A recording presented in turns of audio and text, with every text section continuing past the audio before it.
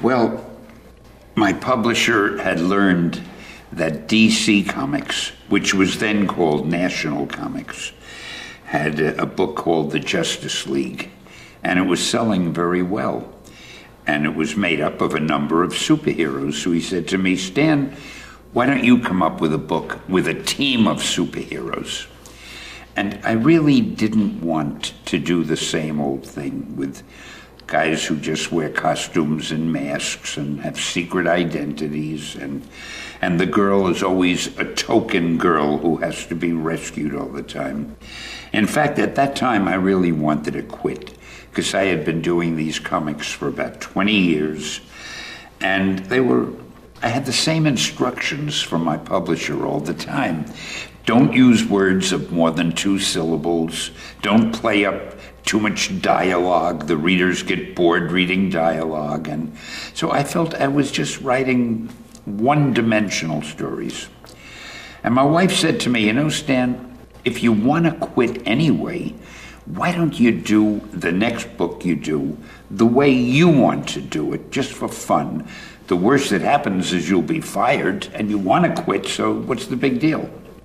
And luckily, that was when he asked me to do this team of superheroes. So I thought, how can I make them a little different than what had gone before? 1, no secret identity. 2, the girl is going to be as much a valuable member of the team as the other 3 guys. 3,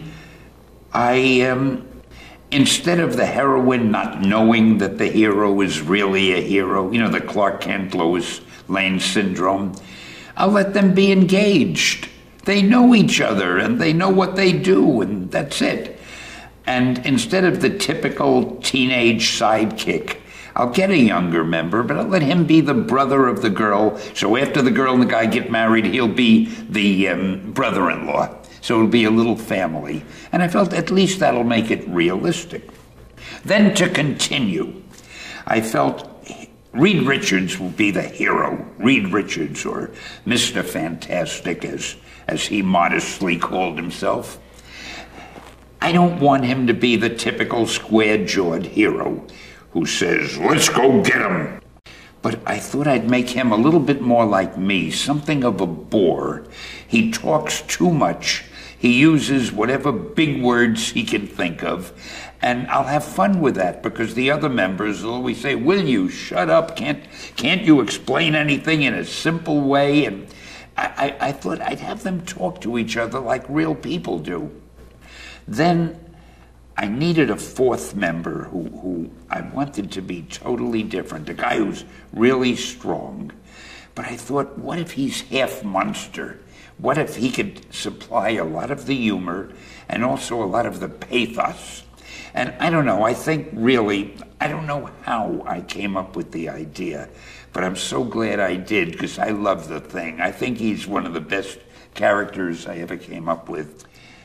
As you can probably tell, the main objective was to try to make them as close to real human beings who might have possessed superpowers as I could.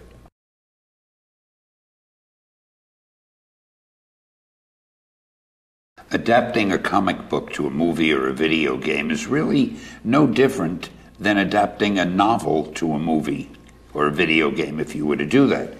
Actually, it's easier, because in the comic book, you've already established the look of whatever the property is. And all you have to do, in the comic book, the characters don't move. You know, Steven Spielberg said to me a long time ago, I'm quite a name dropper, but he said to me, "You know, Stan, you and I do pretty much the same thing, except my pictures move."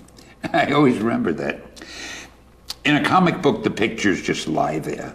So if you're doing a video game, you take those pictures and you use that as the basis. That's the start.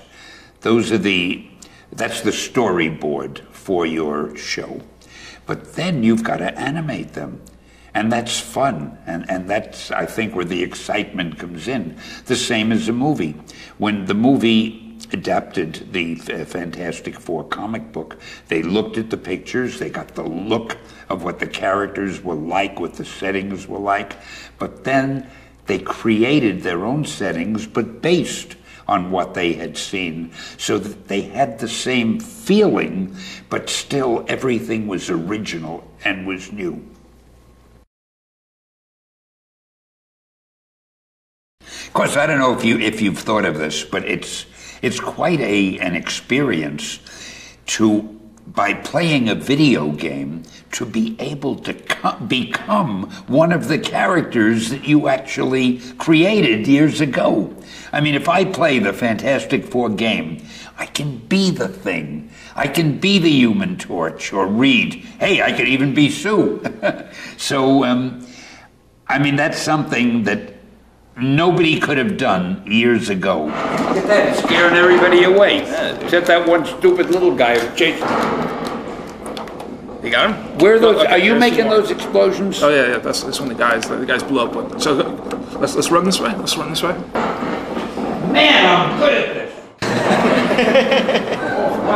Well, I don't want him to punch. Well, where are the bad guys? Yeah, this way. Let's go. Okay. Right Find me a bad guy. Right up here. Let's follow the blue guys. Read here. Let's go. Here they are. Oh, there we go. Okay, watch out, bad guy. We're gonna get you. Hit that O button. Go to you and hit which button? The O one again. Okay, I'm gonna go to you. There, there's the O button. Oh, yeah. Hey, what are you doing? That's a funny thing, Excelsior. I used to write this column in all of the Marvel comics called Stan's Soapbox. And I also wrote a page called the Bullpen Bulletins page where I'd give news items about what we're doing and I just rapping with the readers. And I would end all the columns. I signed Stan, and you don't want to just say Stan, and you don't want to say yours truly or sincerely yours. It sounds so stiff. So I'd end by saying hang loose, or face front, or nuff said. Didn't matter what I signed those columns with. I noticed that the competition started using those expressions in their books. And I said to myself, I've got to think of something that they won't copy because, one, they wouldn't know how to spell it, and two, they'd never know what it means. So I came up with the word Excelsior, which means upward and onward to greater glory.